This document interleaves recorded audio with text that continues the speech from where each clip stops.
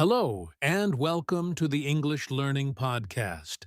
I'm Mark, your host, and today we've got another exciting episode lined up for you. And I'm Jessica. We're so glad you're here with us. Whether you're listening on your morning walk, during your commute, or while studying, this episode is designed to help you get one step closer to confident English communication. That's right. Today's topic is one that every English learner cares about: fluency. We're calling this episode Build Fluency Fluently. I love that title because, let's be honest, fluency is one of the biggest goals for learners, but it can also feel like one of the hardest to achieve. Exactly. And in today's episode, we're going to break it down. We'll talk about what fluency really means, common myths that hold learners back, and most importantly, practical strategies you can start using right away to sound more natural in English. And don't worry, we'll keep it conversational and fun. Think of us as your English fluency workout partners. Yes, so grab a cup of coffee, relax, and let's jump in. All right, Jessica, before we dive into techniques and strategies, let's warm up a bit. Let's talk about this big word fluency. What does it actually mean? Because so many learners say, I want to be fluent, but they're not always sure what that looks like. That's such a good point. Fluency isn't just about speaking super fast or using fancy vocabulary. At its core, fluency means you can communicate your ideas smoothly and naturally without getting stuck every other sentence. Right. So it's more about flow than perfection. I always think of it like driving a car. When you first start learning, you stop a lot. You check every mirror twice. You think too much about every move. But once you're fluent, you just drive. You don't even realize you're changing gears or checking mirrors. It just happens naturally. Exactly. And that's the kind of automatic, natural communication learners are aiming for in English. It doesn't mean they'll never make mistakes, because even native speakers make mistakes. Oh, absolutely. I mean, I trip over words all the time. The difference is, as native speakers, we don't let those mistakes stop us from continuing the conversation. Yes. And that's a key difference between fluency and accuracy. Accuracy is about being correct, while fluency is about being able to keep going, to keep the conversation alive. That's so important. Many learners feel like they can't speak until every word is perfect. But really, fluency is about confidence and flow, even if you're not 100% correct every time. I often tell my students, fluency is like dancing. If you miss a step, you don't stop the music, you just keep moving. And the more you practice, the smoother it gets. I love that analogy. So today, our mission is to help our listeners stop worrying about being perfect and start focusing on building that flow. Yes, because once you understand that fluency matters more than perfection, you'll actually enjoy learning, and that's when real progress happens. So, Jessica, let's tackle some of the biggest myths about fluency. Because a lot of learners have ideas in their heads that actually slow them down. Yes, definitely. Myth number one, the one I hear all the time, is fluency means speaking fast. Oh yes, that one. People think if they can speak really quickly, they'll sound fluent. But honestly, sometimes speaking too fast makes communication harder. Exactly. Fluency is not about speed, it's about clarity and flow. You can speak at a comfortable pace and still be very fluent. Right. Like if I say, Hi, I'm Mark, and I'm so happy to have this conversation today. Laughing, wow, that's not fluency, that's just stressful. Exactly. But if I slow down and say, Hi, I'm Mark, and I'm so happy to have this conversation today. That's smooth. That's fluent. Perfect example. Listeners, remember, fluency is not a race. Okay, so that's myth number one. What's another one? Myth number two, you have to sound like a native speaker to be fluent. Oh, I love this one. Because honestly, accents are beautiful. Having an accent doesn't mean you're not fluent. Yes, think about it. There are millions of English speakers around the world from India, Nigeria, Brazil, France, Japan, and they all speak English with their own flavor. Fluency is about being understood, not erasing your identity. Totally. In fact, I'd say if you keep your accent but can express yourself smoothly, that's real fluency. Exactly. Okay, let's do one more myth. How about this one? I need to know thousands of words to be fluent. Yes, that's such a big misunderstanding. Learners think they need a giant vocabulary, but really, you can have great conversations with just a few thousand common words. Right. Fluency is about using what you already know, connecting ideas, and keeping the conversation alive. Even native speakers use the same simple words over and over. So to sum it up, fluency is not speed. Fluency is not a perfect native accent. Fluency is not knowing every single word. Exactly. Once you let go of those myths, fluency feels a lot more achievable. All right, Jessica, now that we've cleared up the myths, let's move to the fun part, the practical techniques. How can our listeners actually build fluency fluently? Yes, this is where the magic happens. I've got a list of techniques that really work, and I'll explain them one by one. Perfect. Let's start with number 1. The first one is called shadowing. This is when you listen to a short clip maybe from a podcast, a YouTube video, or even a movie, and you repeat it immediately after the speaker, almost like their shadow. So, if the actor says, "How are you today?" you jump in right after and repeat, "How are you today?" Exactly. It trains your brain and your mouth to work together, so you start to sound more natural. I actually tried this with a Netflix show once. I felt ridiculous at first, but it worked. Okay, what's number 2? Number 2 is think in English. Many learners translate everything from their first language, which slows them down. Instead, try to think directly in English, even for small things like, I'm hungry, I need to call my friend, or it's raining. Yes, that's powerful. I always tell students, don't just wait for English class. Make English the voice inside your head.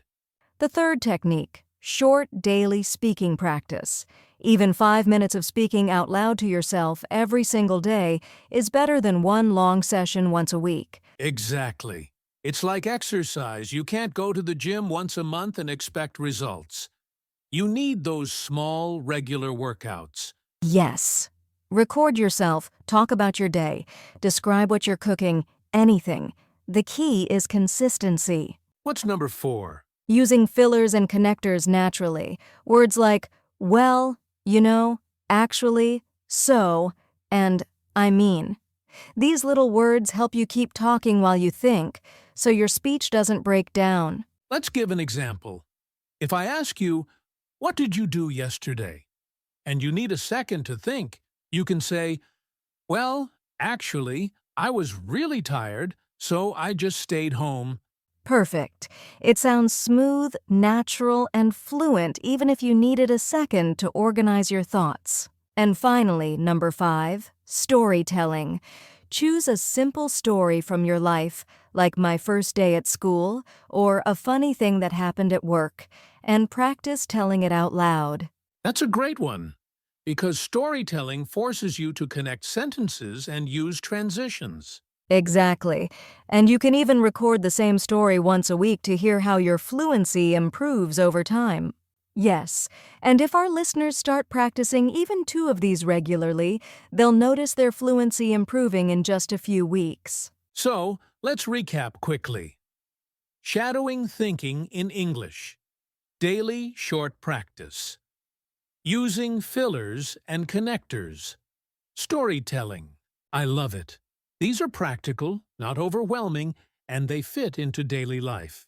And the best part is, you don't need a teacher for most of them. You can start today by yourself. Okay, Jessica, we've talked about techniques, But I think our listeners would love to hear what fluency sounds like in real life. How can they practice in everyday situations? Great idea. Let's create a little fluency workout routine, something our listeners can actually try this week. Perfect. What's step one? Step 1. Practice simple daily conversations like ordering coffee. Imagine you're in a cafe. You don't need long, complicated sentences, just smooth, natural ones. Okay, I'll be the learner. Pretending nervously, uh, coffee, please? Laughs. Not bad, but let's make it smoother. Try, "Hi, can I have a coffee, please?" Hi, can I have a coffee, please? Perfect. Now, if the barista asks, "Would you like milk?" you can respond with a filler while you think, "Hmm, actually, yes, a little milk, please." That little "actually" makes it flow. All right, let's move to small talk. Maybe chatting with a colleague or friend. Yes, for example, someone asks, "How was your weekend?" If I pause too long, it feels awkward. But if I use a connector, I can say, well, it was pretty good. I went hiking with some friends, and actually, the weather was perfect. That's it. Smooth, connected, natural. You didn't need complicated vocabulary, just flow. Okay, let's try a more serious one like a job interview. That's where fluency really matters. Yes, let's do it. I'll ask you. Tell me about yourself. Hmm, okay. Well, my name is Mark. I've been working as a teacher for 3 years, and I really enjoy helping students learn new skills. Actually, in my last job, I developed some training programs that improved student results. Beautiful. Notice how you used "well" and "actually" to keep the flow. That's exactly what listeners should practice. So basically, the fluency workout is practice short daily situations like ordering coffee, practice small talk using connectors, practice more formal answers, like in interviews. Exactly. And you can do all of these at home record yourself, repeat, improve a little each time. Yes, because fluency grows fastest when you connect practice to real-life situations. I love it. It's practical, not scary, and it builds real confidence. All right, Jessica, it's time for one of my favorite parts of the show, our listener mailbag. Yes, we love hearing from all of you, and today we've picked a couple of really common questions about fluency. So the first question we got is, how long does it take to become fluent? That's a big one. It is. And the honest answer is, it depends. It depends on how much time you practice, the methods you use, and how consistent you are. Right.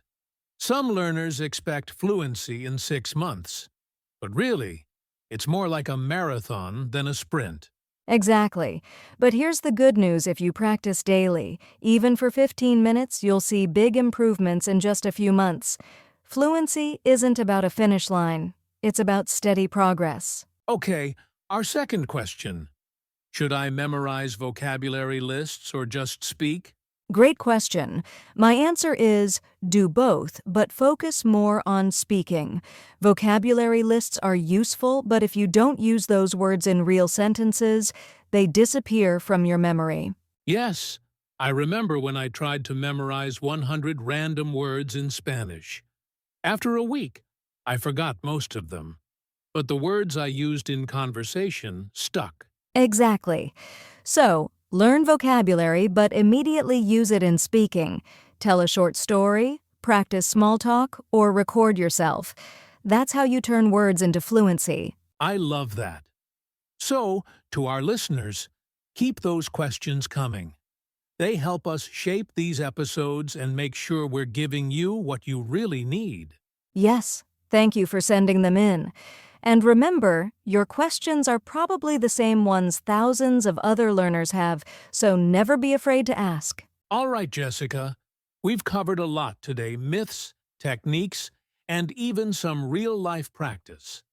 Let's give our listeners a clear action plan to take away. Great idea. Here's what I'd suggest. Pick one short daily practice, like shadowing or 5 minutes of speaking to yourself. Add fillers and connectors to your conversation so your speech flows. Once a week, practice a short story, something from your own life. That's simple, realistic, and powerful. 3 steps that anyone can start today. Exactly. And the key is consistency.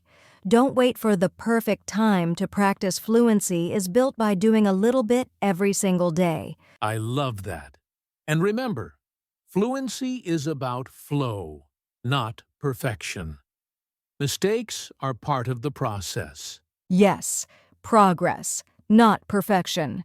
If you follow this plan, you'll notice yourself speaking more confidently and smoothly in just a few weeks. And that's what building fluency fluently is all about.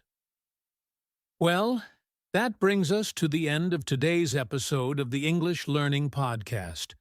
We really hope you enjoyed our conversation on building fluency fluently. Yes, and remember, fluency isn't about speed, perfection, or having a native accent. It's about flow, confidence, and consistency. Exactly. And if you start with the action plan we shared, daily short practice, using connectors, and telling simple stories, you'll see real progress.